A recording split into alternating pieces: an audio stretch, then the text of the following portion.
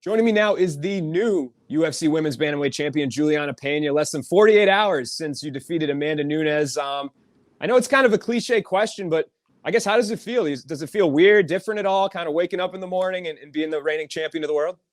It still hasn't set in completely yet, but it just feels great. That's the only way that I could describe it. I feel great. Yeah. What is the reaction been like for you? I know it seems like online, you've had a lot of supporters, a lot of fans in our comments talking, but for you, I mean, the messages you've received, what has the reception been like? Has it been nice? The reception has been very nice. Everybody has been so inspired by my win, and they've just been letting me know that. And I'm just so grateful for the opportunity and for the chance that I got in order to become the champion. Yeah. And about 9 months ago, you and I talked and you said, I'm going to be her kryptonite. I'm Amanda Nunes' kryptonite. And people in the comments, just kind of criticizing you, not really listening to what you had to say. And there you go out there, you do exactly what you said you were going to do. Would you say that is how you pictured it go down in your head? Was that kind of the game plan you saw, was, you going in there, just kind of tiring her out that quickly and then being able to kind of break her there in the second round? Or did that kind of come even quicker than you expected? Yeah, I just knew that I had to get her to the fight, and I just knew that I needed to get her inside the octagon, and the rest would take care of itself. I've been able to game plan and train for her for so long now that, I wasn't surprised at all by any of the things that were happening in the fight. I knew that it was going to be a war. I knew that I was going to have to stand in the pocket and trade fire with fire. I knew I was going to have to get her tired, and so that's what I worked and focused on mostly. Yeah, in that first round, obviously, she had her moments as well, kind of was grappling on the ground. When you got up and you went into the corner, your coach, Rick Little, said something along the lines of, "We have her exactly where we want her." And I thought that was interesting at the time because it seemed like, she did have her moments in that round. Did you kind of feel that same way coming into the second round? Like, hey, could you sense it all that she was tiring as that round progressed? I knew in the first round that I had it. She was in a straight arm lock, and I thought that I was going to get the first win by straight arm lock in UFC history. That's what I really thought was going to happen in round one. And going into round two, it was basically just continue to be yourself. You're literally doing perfect. Everything is just exactly the way that we thought it was going to be. So just go out there and do the same exact thing. And so, I was pretty confident regardless of how the rounds were going. I was confident to begin with and confident all the way through. I knew that no matter what, I wasn't sure how, but no matter what, I was going to get the victory. Yeah. And then obviously the second round comes and you start finding some success. Not only, I think everybody thought you might have an advantage in the grappling, but then the striking comes around too, and you're landing jab after jab. And you could just kind of sense in the arena, just listening on TV, like everyone's standing up, people are going nuts. Did you really feel the tide really start to switch there when you started connecting with your jab and just like kind of doubling up on some of those punches? Yes, I do. My training partners, Kayla Harrison, Maria Favela, and Juan Ching, they really were my Amandas throughout camp, and we did a ton of exchanges on the feet, and they helped me prepare for that moment. It was exactly how we had prepared during my training camp. And so I really think that, none of those shots were surprising to anybody from my camp, and none of those shots were surprising to my training partners who have been taking those shots. And so I think that everyone on my side knew where I was at and knew where I was coming from. I think it was just the rest of the world that needed to wake up and catch up, because I was comfortable on the feet, on the ground, wherever the fight goes, I'm comfortable.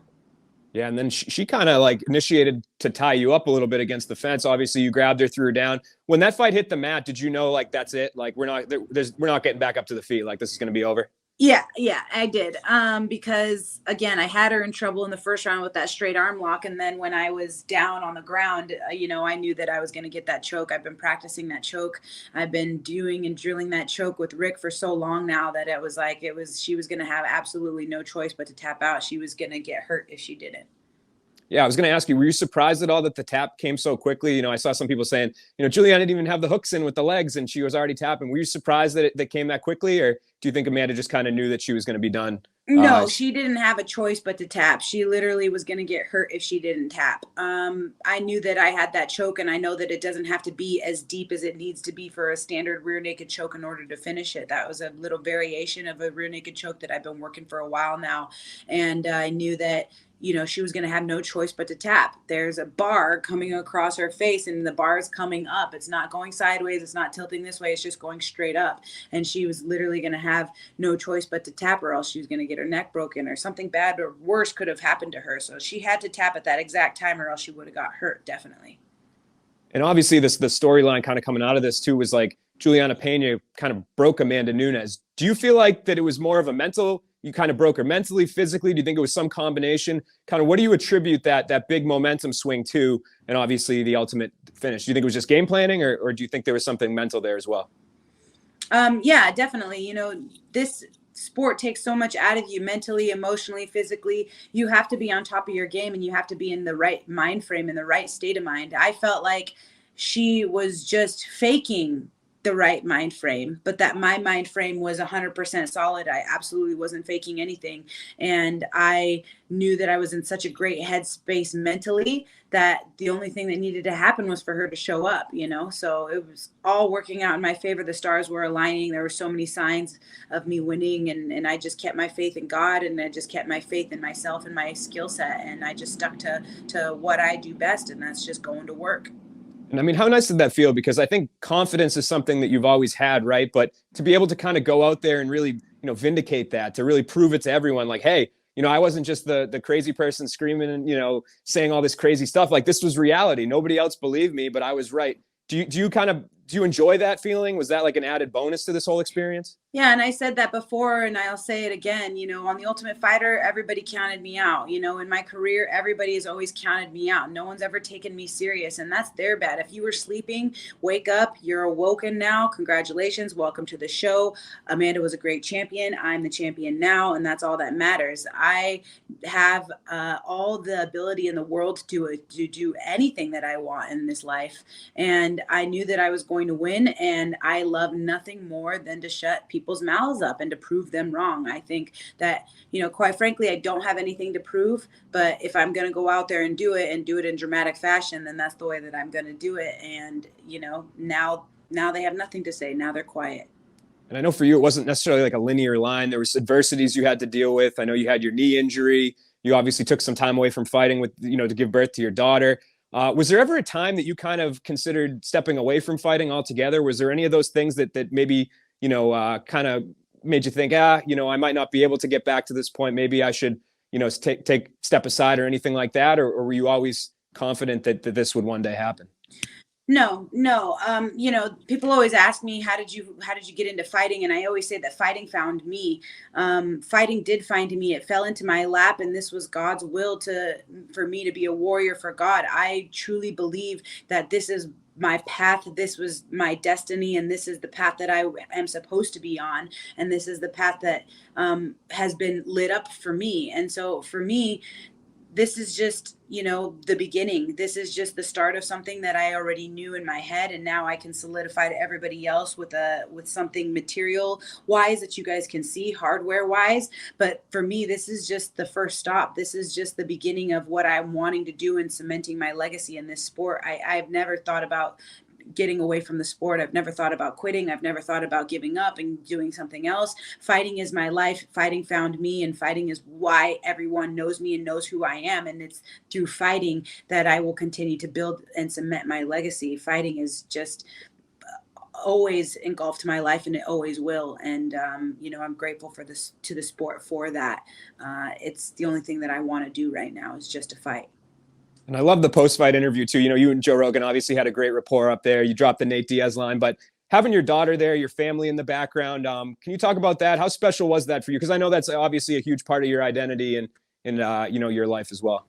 Yeah, I'm the baby of 4 kids, and it's a very rare to get all 4 of us kids, especially with my parents, all together in one spot. So I know that this was such a huge moment for them as well. They were so happy and elated, and to share that with them, they know what I've gone through. They know the battles and the triumphs that I've been experiencing in life and the hardships that I've been going through in life. They've seen my journey, and they've been there right up beside me, holding my hand with me. So for me to get this victory for them, it means so much to them, it means so much to me, and I'm just so proud to represent my family name, and proud to represent the countries that my parents are from, and proud to even inspire them, even though my sisters are older than me and I'm their little sister. To know that I've inspired them is, very cool. And to get us all in one spot and share a moment like that, I know that they're going to remember for the rest of their lives as well as I will. And your daughter's almost 4, correct? She's 4 in January. Yes, She's sir. 4 in January. So kind of can you provide some insight into kind of her mindset? Did she really process it? Does she kind of get it, like what you do and how big that was? She gets it. She knew that I am a champion. She literally told me, "Mom, you're gonna win."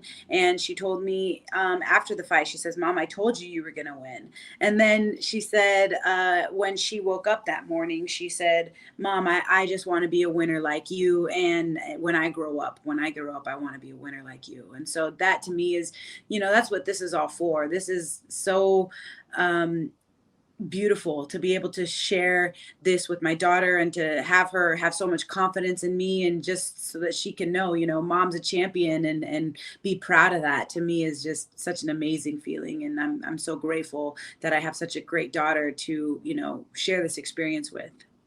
Yeah, belts are cool and all, but I think that's a little bit cooler. So that's awesome to hear. And obviously, I'm sure you saw it maybe too. You kind of had made the comment of like, oh, I'm kind of the first mom champ. And I think it was taken a little bit out of context. Like if you look at those 2 lines, people would maybe make their own assumptions. But looking at your whole statement there, I think I understand what you were saying. But do you want to just kind of clarify that for maybe people that saw just the 2 lines or kind of misread that? I would love to clarify that, and thank you for giving me that opportunity. I absolutely had my words misinterpreted. Amanda is an amazing mom. She is an amazing mom champ. Amanda had a daughter that was there at the weigh-ins with my daughter, and her daughter embraced my daughter. They were hugging, they were loving on one another. And when I saw that, I saw, what, this baby is raised in a home with 2 loving parents, and for her to display that love towards my daughter just showed me how much they care about their daughter and how great of parents they are for their baby. Amanda has been such a great champion for the sport, and has been a great mom champ as well. But the only thing that I was saying is when I gave birth, I was almost 42 weeks pregnant, and I had an emergency C-section where they were like, "We have to get this baby out now." I watched them gut me like a fish and take out all of my guts, laid it on the table, and threw it back in and sewed me up. If it wasn't for Mercier therapy, honestly, I wouldn't be able to get back inside the octagon. There's so many things that happen to a woman's body when they are pregnant. I was pregnant for 10 months. I had a crazy, very emotional emergency C-section. I didn't know if I was going to fight again. I had to have extra time to bring my body back together to be able to get it back to its peak performance. These are things that happened in my body that I had to do, and to even like feed my baby and nourish my baby from my body. These were incredible moments that only that mothers in general understand, I know. But all I was just saying is that for giving birth, is it just, if they're going to give Amanda a belt for being mom champ, then I would also like a belt for being mom champ, is all I was trying to say. I don't want to take away from Amanda in any sort of fashion as far as being a mother, because I know what a great mother she is, and I just really feel like my words were misinterpreted. No, I totally get that. I mean, the physical, I think maybe part of the reason it was overlooked to a certain degree and people don't necessarily give that as much weight, that the what you went through physically, is because nobody's done it before. So congratulations to you on that. That's phenomenal for you to be able to go through that and then become champion. And I want to talk to you too about the reaction video. I don't know if you saw it. The ESPN captured kind of like the fighter row, and Michael Chiesa's jumping over the fence, and your friend and training partner Misha Tate's going crazy. Did you see that video? And if so, like, I guess, can you talk about the relationships that you've had with Michael and Misha over the years, and just seeing them as, obviously they were thrilled for you. Yeah. So Mike and I started within 1 week of each other, and we've been grinding in the 509 for 13 years. So we've been growing up in the ranks together. We've been growing up in the Ultimate Fighter houses together. We've been going to battle together, fighting on the same cards as amateurs, fighting on the same cards as professionals. Like, we have been fighting side by side, brothers and sisters in arms, for the last 13 years. So to have this moment with him has just been such an incredible feat for me, not only myself, but for my team and for my city, to put Spokane on the map and let people know, we are as tough as they come in Spokane. We are serious about fighting. We are a fight town. And I just elated that I get to share this experience with somebody who's seen what I've gone through, who's seen the trenches that I've been trying to dig myself out of. And he always said, I knew one of us was going to be a champion, and I knew that one of us was going to hit it. And I'm just so happy that it was you, and so inspired. And it was just an emotional moment for all of us and for my team, because they know what I've had to do, they know what kind of adversity I have faced. And so they're just proud, they're just beyond proud, beyond elated. And I'm just grateful to have people like that backing me in my corner. Yeah, that's great. And obviously the video with you and Michael backstage, I thought was awesome too. A emotional moment there. One other reaction that was in that video, again, I don't know if you saw it or not, was Kayla Harrison. And she kind of turned her back and she was kind of swearing. I think obviously her and Amanda are kind of friendly, and that would have been a big fight. So you can kind of read between the lines there. But do you think that would be a fight that you would ever entertain down the line? I know she's obviously a lot bigger, but would you be interested in the Kayla Harrison fight, sometime down the line if you're still champion?